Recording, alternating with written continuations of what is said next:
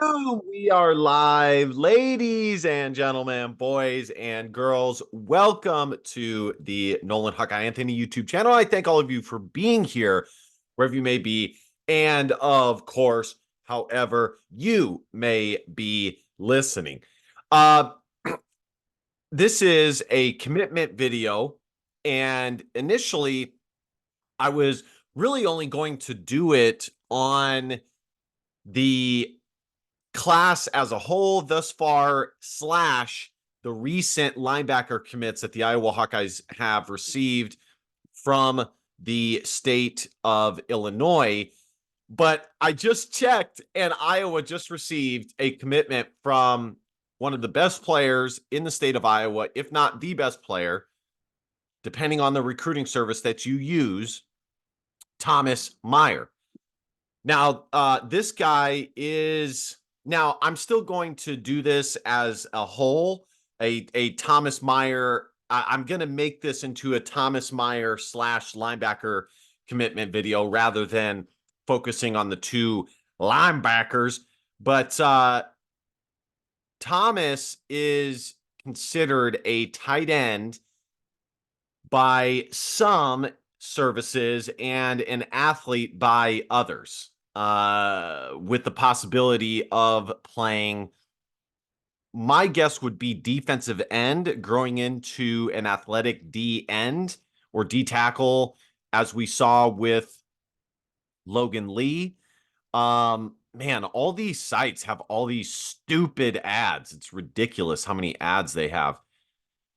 So, but I think Iowa is considering him a tight end if we go by this. So let's read this article here. News: Iowa football continues to stay hot on the recruiting trail after landing three-star linebacker Carson Cooney, which we will get to.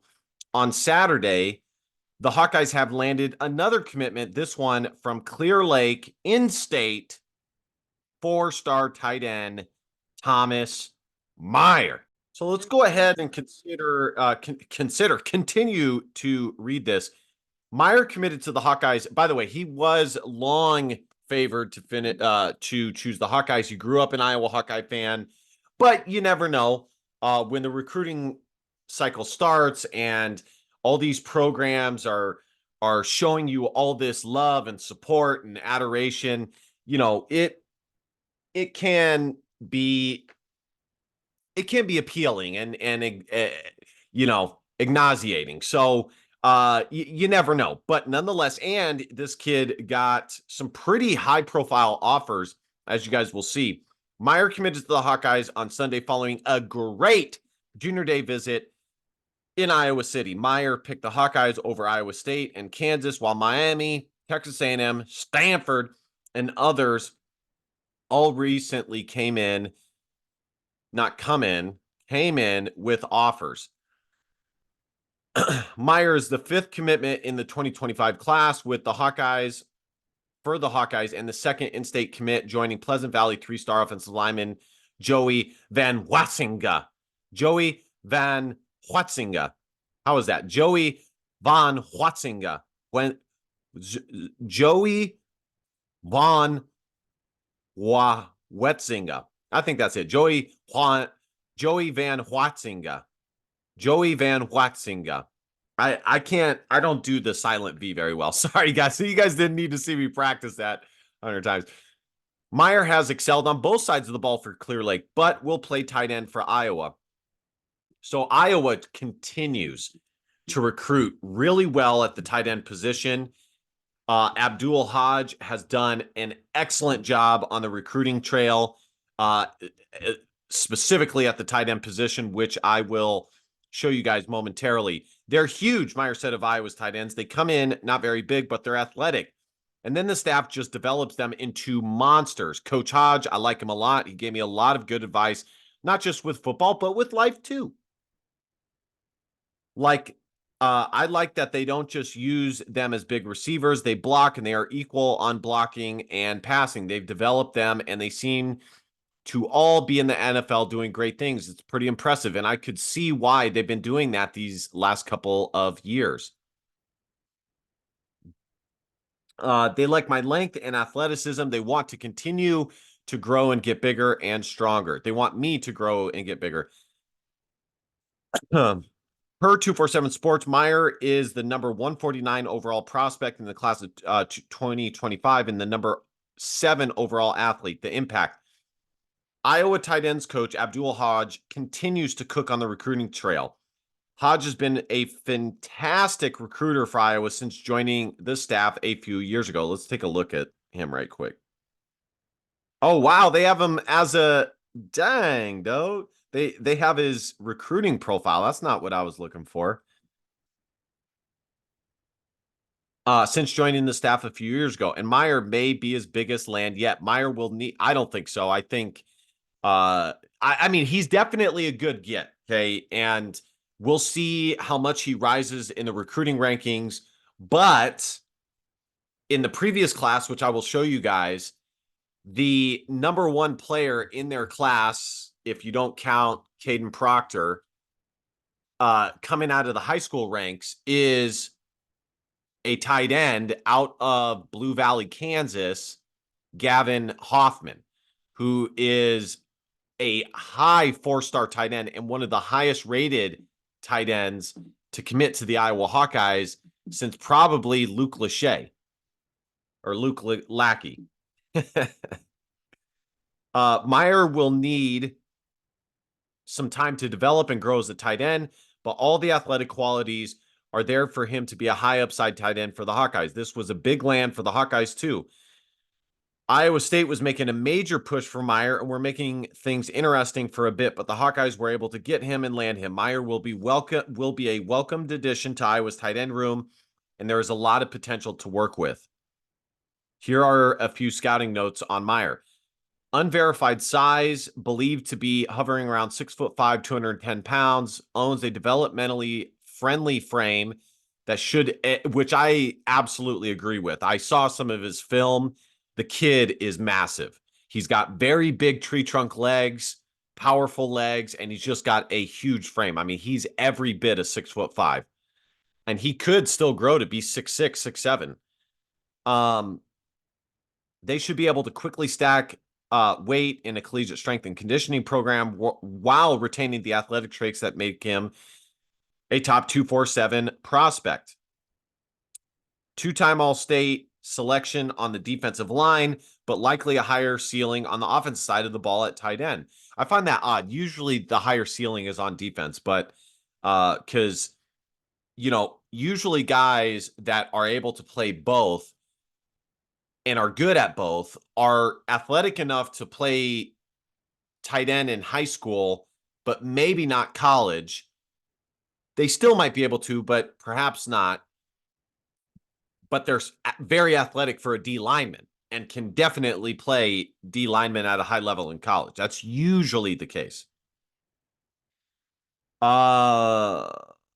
Routinely makes spectacular leaping grabs where he uses his all-conference basketball background to snatch the ball out of the air at its highest point, showcases promising movement ability in the open field, and can make opposing defenders whiff on tackles with his agility and cut stacking prowess, or by finishing catches with physicality to gain extra yards. One of the better jumbo pass catchers early in the 2025 recruiting cycle at hauling in contested catches in traffic. Primarily lines up as an attached inline tight end at the high school level and made a jump from his sophomore to junior season as a blocker. Promising movement skills translate as a blocker in space and improved significantly as a junior when it comes to placement on both sides of the ball. Should be viewed as a potential impact player at the Power 5 level with serious long-term NFL draft upside. All right, guys. So here is his On3 profile. I like to use this one because On3 shows all the major recruiting services grade in one fail swoop here. Their industry ranking, which is a composite ranking, has him as a 4-star athlete, 15th ranked tight end, 3rd best player in the state of Iowa. Their pure On3 ranking has him as an 89 Let's see if they have him rated as a tight end. They do. They have him as the 21st best tight end. And this is obviously an area of strength for the Iowa Hawkeyes. The amount of success that Iowa tight ends have had in the NFL is unmatched. Honestly, their success at tight end will go down in the record books. It's that good. People will look back years from now and say, dang, dang, they will say, Iowa, wow, they produced some really good tight ends. Or dang, man, they produced some really good tight ends. But it's the truth. It is. So this is a position, obviously, that they are going to recruit fairly well. It's kind of crazy. The state of Nebraska has 2 years in a row produced 4-star caliber tight ends. That's crazy. One of the top tight ends, top 5 tight ends in the previous class, Carter Nelson, was from Nebraska. So they have him as the 21st graded tight end. By the way, guys, just a side note, I will be continuing Iowa basketball coverage. It's been 2 games since I have reacted to the Iowa Hawkeyes basketball team. I just to make it long story short, I only have so much time, and there hasn't been a ton of momentum one way or the other in the Iowa basketball team. So but I am going to try and get some content out there at the very least after the next game regarding Iowa basketball. So let's go ahead and see the state rankings for On3. They are really high on Malachi Kirby. He's a Iowa State legacy recruit, but he chose Kansas. Kansas has been recruiting decently well lately, comparatively speaking to how they usually recruit. They obviously had a decent year last year, comparatively speaking. It would have been nice if Iowa still had the commitment of Nick Brooks. I don't know what's going on with him. They had his commitment. Things were looking really good on the Nick Brooks front, but he decommitted, and it wasn't after like he visited Georgia or Alabama or something like that. It was after he went to Texas Tech. So maybe the commitment of Caden Proctor will help secure Nick Brooks, because this guy is just a beast. He's 6'7", 6'8", 345 pounds. What Iowa will be able to do with this kid goes without saying. But he still has the most visits of any school is his visits to Iowa. His most recent visit has been to Nebraska, so maybe they're a major competitor in his services. I wouldn't be surprised if that's the case in the new NIL era. I don't want to speculate and say for sure it's NIL. Iowa, so we'll see what happens with Nick Brooks. Iowa is still off to an excellent start in the state of Iowa. They have the commitment from the best, second best. I know here it has him as third, but consensusly, he's the second best, if not the best player in the state of Iowa. At least now, he could very well elevate himself and become the highest rated player in the state of Iowa. Guys, what you guys need to know about the recruiting rankings is they are absolutely subject to change. And there were multiple recruits, as I predicted to be the case for Iowa's 2024 class, that raised their stock by multiple grades. We're talking going from 87 all the way to 90s. Multiple points up. So, but Iowa was in on Alex Manx. They're also in on his teammate Jack Limbaugh, defensive end, defensive line target. They're, as far as I'm aware, sitting well with him. Iowa was in on Alex, but they went really hard after Indiana quarterback Jimmy Sullivan. And as you guys know, Iowa does have, they are absolutely, if they see things to be mostly equal and all things being the same, they will absolutely lean towards going with the recruit that they believe they have the better chance of landing and can land quicker. So, which I think is smart. You don't always do that, especially with high profile recruits that you actually do have a chance of getting.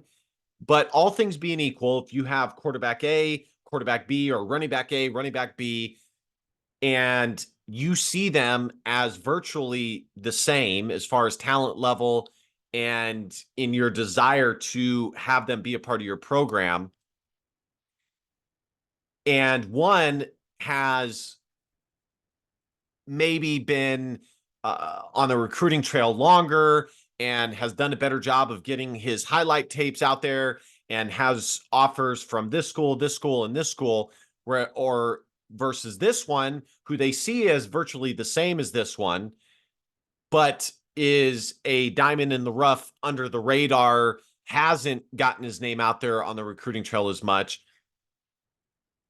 And they know that things are heating up with that specific, and they've gotten good feedback with that specific recruit. They're going to go with that recruit. So they went with Jimmy Sullivan pretty hard. Ultimately, only they know if they felt better about him or Alex. I err on the side of them, at the very least, thinking that they were about the same, if not liking Jimmy Sullivan more.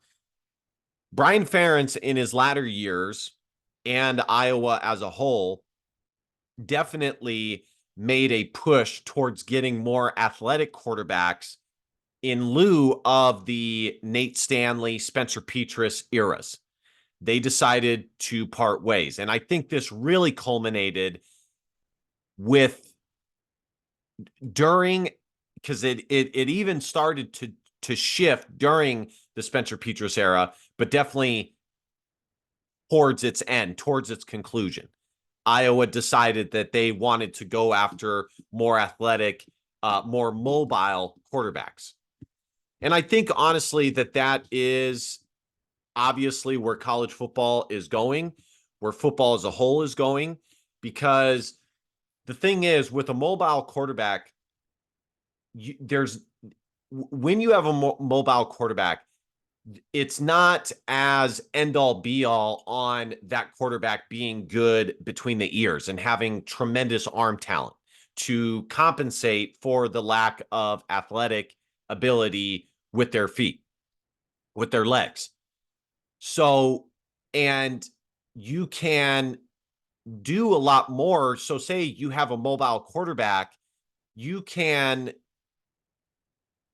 tailor your offense and maybe attack defenses in a different way. Especially, let's say that quarterback is not particularly strong with their arm. You still do have that component of the rushing attack where you can still put pressure on defenses. So it opens things up.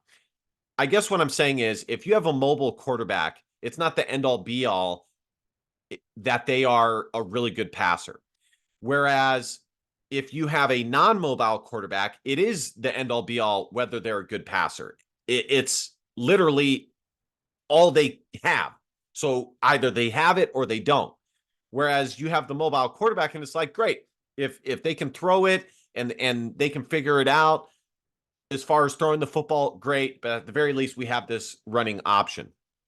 So that's not to say that Iowa is going to recruit quarterbacks that can't throw the football. Obviously, that's not the case. They need that in their pro style offense. But the running quarterback, the mobile quarterback, definitely provides you with more options as an offense. It doesn't put as much pressure on landing a quarterback with a really talented arm and really good intangibles in between their ears. So anyways, So Iowa went with Jimmy Sullivan. That's a long way of saying Iowa went with Jimmy Sullivan. Alex Manx, it was thought that Nebraska was the biggest contender or competition for Iowa to land him. Obviously, Iowa landed Jimmy Sullivan well before Alex Manx committed to Iowa State. I'm not really surprised by this. We know that Iowa State does have the upper hand on the recruiting trail at the quarterback position. It's not to say that they have recruited way better than Iowa at the quarterback position, but all things being equal, Iowa has a tougher mountain to climb than a school like Iowa State. I mean, Iowa State has Brock Purdy, who's playing in the Super Bowl. The quarterback that they have right now had a really good what's his name? Brocco Becht had a really good redshirt freshman campaign. So all things being equal, Iowa State definitely does have the advantage. But I think Iowa was happy with what they got. So let's go ahead and keep this moving along. Iowa, the other main in-state player that I would say Iowa is up against, that not up against, but they are trying to land outside of Nick Brooks, offensive tackle, is Xavier Robinson, wide receiver. The biggest issue Iowa has in landing Xavier Robinson is the fact that they don't have a wide receivers coach right now. But ultimately, Iowa recruits as a whole rather than purely positional specific coaches. So Iowa will still be able to recruit the wide receiver position by way of the regional recruiting tendencies that the Iowa staff has. For example, Seth Wallace recruits the state of Illinois. He focuses on linebacker, but he'll still recruit wide receivers. For and of course, Lester will definitely be involved with the wide receiver position until they get a wide receiver coach hired. He will definitely be making calls to some of the wide receiver recruits that they're in. So Thomas Meyer considered 12th best tight end by Rivals, second in the second best in the state of Iowa. This is the top 10 by Rivals. So, the other player that Iowa is obviously in on from the state of Iowa is Mason Woods. So the two that I would say, the three that are remaining that Iowa is heavily in pursuit of would be Nick Brooks, Mason Woods, which is LeVar Woods' son, and Zay Robinson and Jack Limbaugh. So that's four. So there's 1, 2, 3, 4 guys. And I think Iowa is in good position to land all of them. They're probably in the best position to land Mason Woods. And I really don't know the behind the scene stuff that's going on with Nick Brooks. I don't know if there was a bad relationship issue that happened to spur his decommitment, and he's totally against going to Iowa now. I just don't know where things stand. But regardless, I think they're in a good position to land all of them. So let's look at 247 Sports here.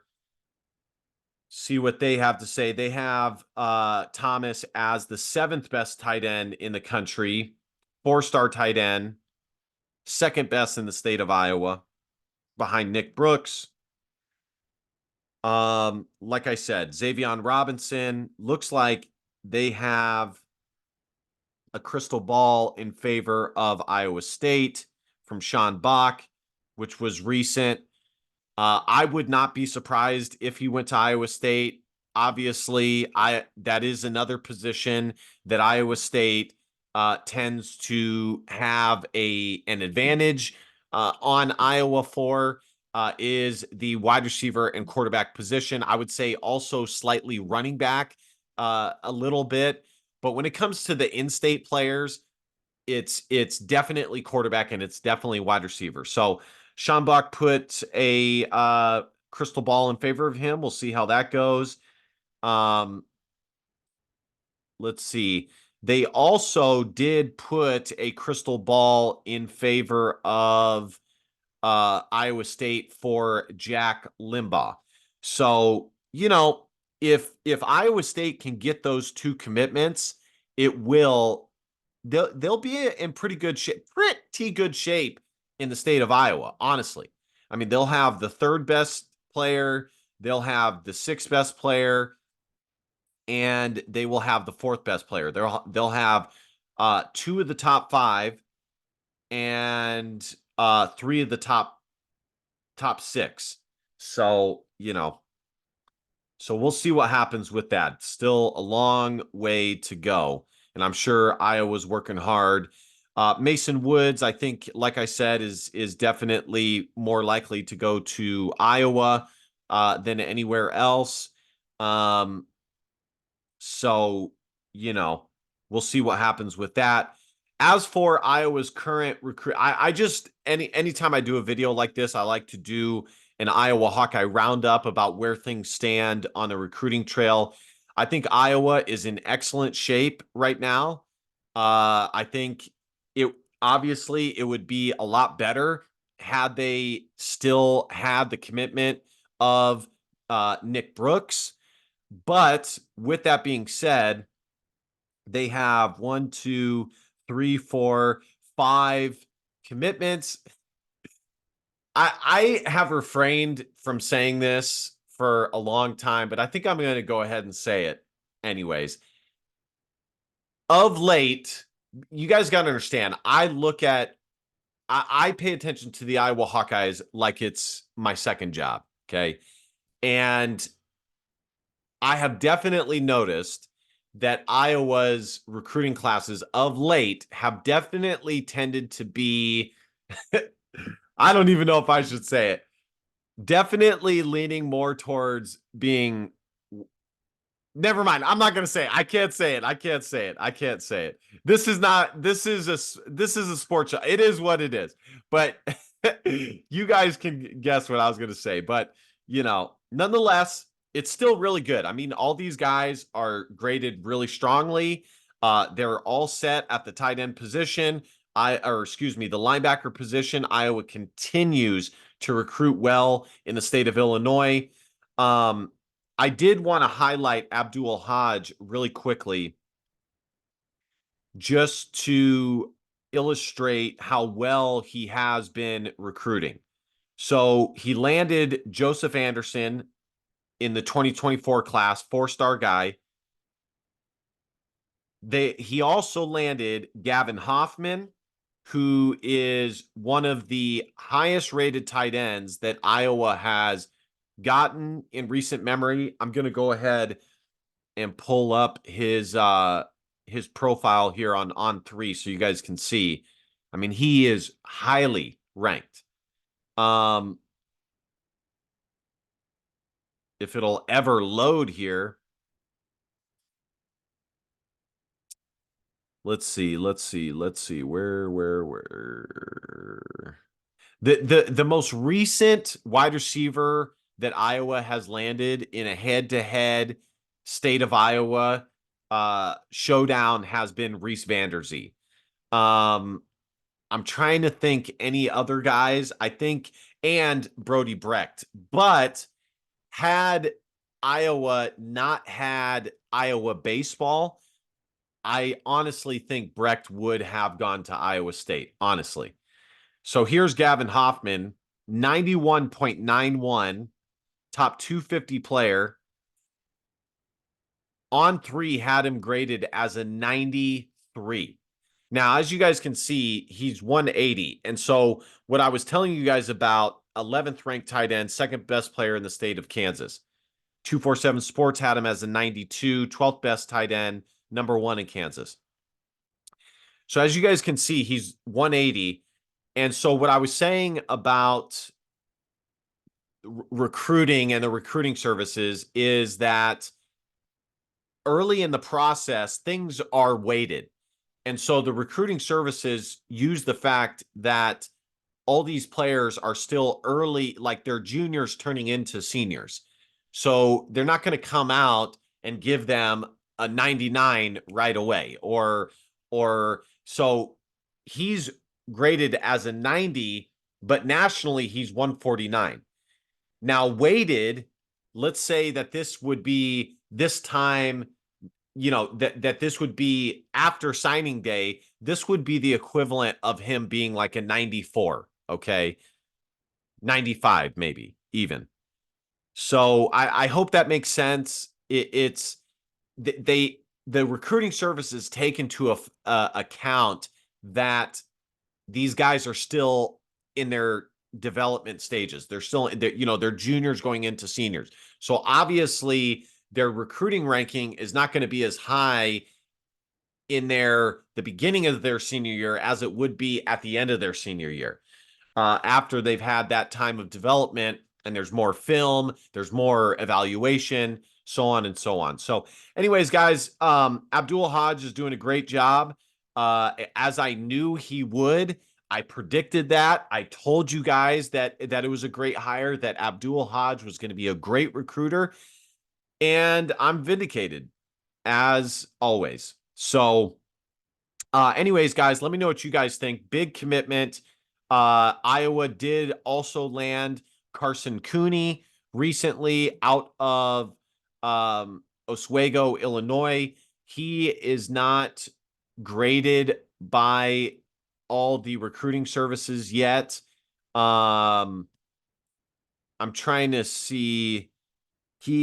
Let's see. They Rivals gives him a 5.6. But like I said, he's not graded by all of the recruiting services yet, but it was still a very nice get for the Iowa Hawkeyes, especially out of the state of Illinois. And Iowa's off to a great start. Still a long way to go in the recruiting battles. Time will tell. But honestly, guys, Iowa should recruit well. They won 10 games. So, and they made the Big Ten championship game. They should recruit well. And they're doing well on NIL. They should be recruiting well. So, this is not necessarily a surprise or anything like that. All right, guys. Thank you guys so much for watching. Like, comment, share, subscribe. You guys know the drill. And last but not least, DBAP, don't be a pussy willow. In fact, our feelings, because your feelings just don't matter. Love you guys. See you guys next time. Go Hawks. Bye-bye.